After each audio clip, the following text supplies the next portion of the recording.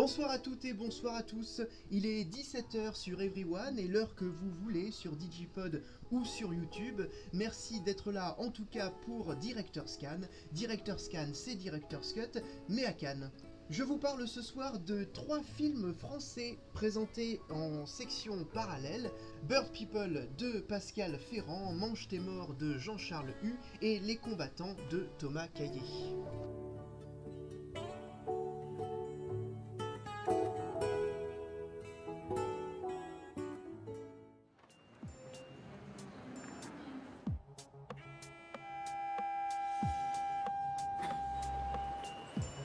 Ça fait 10 fois 60, ça fait 10 heures par semaine. Je l'avoue avec honte, je n'avais auparavant jamais vu de film de Pascal Ferrand. C'est depuis que j'ai vu Bird People que j'en ai honte. Je la connaissais comme étant la réalisatrice du fameux Lady Chatterley et de par son statut particulier dans le paysage du cinéma français. Pascal Ferrand est en effet, en quelque sorte, le leader syndicaliste des réalisateurs en France, conceptrice de la notion de film du milieu. À l'occasion de la remise de ses multiples Césars pour Lady Chatterley justement en 2008, Pascal Ferrand prononce un discours qui restera dans les mémoires. Elle part du constat qu'une fracture s'est créée en France entre un cinéma populaire gavé de fric et de mauvaise qualité et un cinéma d'auteur fauché. Elle propose de mettre en place, avec le soutien du CNC, un cinéma du milieu. Du milieu car, au budget moyen, s'adressant à un public plus large que les films d'art et essai intellectualistes à la française, mais aux exigences artistiques tout de même affirmées. Ce qui est d'ailleurs amusant avec ce discours, c'est qu'il illustre à son échelle son propos par sa forme. Il est lui-même un discours du milieu, ni trop pesant comme peuvent l'être les revendications des intermittents du spectacle, dont le public s'ennuie alors qu'il porte un message fort, ni trop consensuel à l'image des banals discours de remerciement. Bird People est donc un film du milieu. Là où il trouve un formidable équilibre, c'est qu'il ne s'agit pas de faire se côtoyer des éléments populaires avec des éléments d'art et essai, mais bien d'épouser les deux aspects dans un même geste. Les audaces narratives multiples que se permet le film et les éléments de genre qu'il emprunte constituent à la fois sa signature d'auteur, une signature d'exigence esthétique, et donnent au film un aspect ludique incontestable. Je me refuse à vous déflorer l'intrigue, ou plutôt les intrigues du film, tant la progression du récit est étonnante et joue avec l'inattendu. Mais je vous dirai simplement que son thème central, travaillé en profondeur, est la volonté de changer de vie. Grâce à un très subtil travail de psychologie, Pascal Ferrand montre que le fonctionnement de l'esprit humain est en vérité profondément incompatible avec la façon dont notre société organise le travail, le foyer, les études ou les transports en commun. Les humains, c'est pas fait pour ce genre de conneries, et le film leur offre une nouvelle vie. Elle traite avec talent à la fois de l'aspect concret, pratique, de l'étendue des dispositions qu'il faut prendre à l'occasion d'un nouveau départ, mais aussi du sentiment de liberté, de folie et le romantisme qui l'accompagne. Les choix périlleux de mise en scène sont judicieux et modérés. Elle s'amuse à mettre en scène nos fantasmes avec en plus un goût pour le temps qu'on prend à observer les petites choses, les gens, la nature, les animaux, et au final, c'est du cinéma qu'elle nous parle comme étant cette nouvelle vie à laquelle nous aspirons tous. Alors, elle sort? Qui? Bah, ton frère. Ouais, il va sortir. Il a pris combien? 15 ans. La singularité du cinéma de Jean-Charles Hue tient tout d'abord à l'univers encore inexploré qu'il dépeint, celui des gitans du nord de la France. Mais son esthétique est plus caractéristique encore que ne l'est l'originalité de son sujet. Cinéma direct, brutal, scène improvisée en caméra à l'épaule, comédien recruté sur le terrain, il est sans doute le cinéaste français qui hérite le mieux et le plus radicalement de l'esthétique des Dardennes et de Abdelatif Kechiche. Dans la BM du Seigneur, il faisait le portrait d'un gitan vivant une épiphanie sous la forme d'une rencontre avec un ange.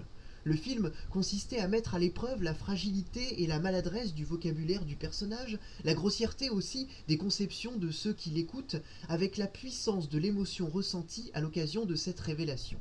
Mange tes morts est dans la continuité directe de la BM du Seigneur. Même esthétique, même thématique, même parler immédiatement identifiable, même acteur principal aussi. Un jeune garçon, la veille de son tardif baptême chrétien, s'embarque en voiture avec son grand frère, tout droit sorti de prison, pour une virée de nuit ayant pour objectif de voler plusieurs kilos de cuivre qu'ils comptent revendre par la suite. Ils sont 4 dans la voiture, et l'on sent bien que la vocation première de cette escapade est de dissuader le petit frère de se faire baptiser, mais plutôt de rejoindre la voie de la délinquance dans laquelle il a tout à gagner. Concentrer son récit sur une seule nuit permet à Jean-Charles Hue de ramasser et de cristalliser son portrait de la communauté dont le décor était planté par la BM du Seigneur. Ce que l'on perd en subtilité dans le propos, on le gagne en qualité de mise en scène dans les scènes de dialogue comme dans les scènes de poursuite. Le style de cadrage, parce qu'il a cette sécheresse et cette bougeotte constante, permet en contrepartie de rendre fulgurants les gros plans immobiles que d'autres auraient utilisés comme de simples inserts.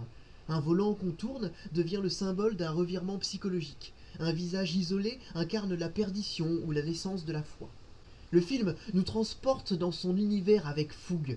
Nous voguons sur un flux dialogué absolument dépaysant et le rendu numérique de la nuit et de l'action nocturne élabore un véritable voyage sensoriel. S'il est en concurrence à la quinzaine avec le superbe et déjà favori Conte de la princesse Kaguya, mon souhait secret est qu'il remporte le Grand Prix, ne serait-ce que pour offrir à Jean-Charles Hue, l'un de nos meilleurs jeunes cinéastes, la renommée qu'il mérite.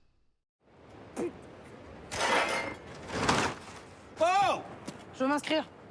Les combattants, présentés à la quinzaine, est un premier long-métrage français de Thomas Caillet, qui met en scène la rencontre d'un jeune menuisier, interprété par le déjà prometteur Kevin Azaïs, mélange de Jesse Eisenberg et de Ben Stiller, avec une étudiante en macroéconomie obsédée par la survie post-apocalyptique, Adèle Haenel, véritable égérie du nouveau cinéma français, déjà brillante dans l'Apollonide de Bertrand Bonello, La naissance des Méduses de Céline Sciamma, Suzanne, présentée l'année dernière à la Semaine de la Critique, et le moins connu mais tout aussi marquant, Après le Sud de Jean-Jacques Geoffrey. Pour tenter de séduire la fille, qui n'en est pas vraiment une, le garçon, qui n'en est pas vraiment un, va s'engager avec elle dans un stage militaire. Clairement placé sous le signe de la comédie militaire façon MASH, c'est déjà, après Timbuktu et Queen and Country, la troisième référence à MASH figurant cette année où il a beaucoup été reproché au programmateur l'absence de comédie, année pourtant placée sous le signe, si ce n'est de la comédie, du moins de l'amusement. Les Combattants est une comédie terriblement efficace, d'une fraîcheur imparable, d'un humour loufoque qui fait penser aux grandes ondes de Lionel Bayer ou à certaines comédies de Judd Apatow. Les vannes font toutes mouche sans exception, les acteurs secondaires, comme le meilleur ami du héros ou le chef de camp, sont chacun tout bonnement hilarants, et le ton ironique général qu'ils portent sur l'entraînement militaire ou la théorie du genre reste fin et élégant.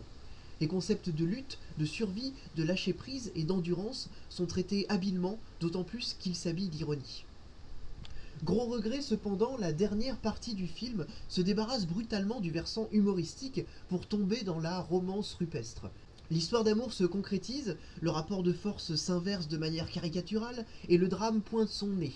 Il est l'occasion de quelques beaux plans apocalyptiques, mais l'efficacité et la spontanéité de la première partie se retrouvent comme étouffées dans l'œuf, et leur disparition, parce que le déploiement du tragique n'est pas à la hauteur, nous laisse un goût amer. On attendra pourtant à coup sûr au tournant Thomas Caillet, qui a su nous offrir là une bonne dose de plaisir, et dont on espère qu'il combattra encore longtemps.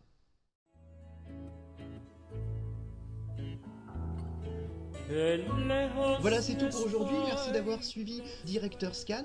Vous pouvez me retrouver toute la journée sur Twitter @cut_directors pour mon live tweet du festival.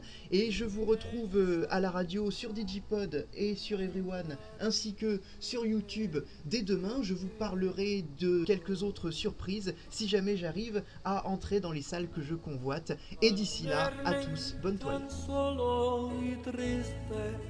Guardo al tiempo.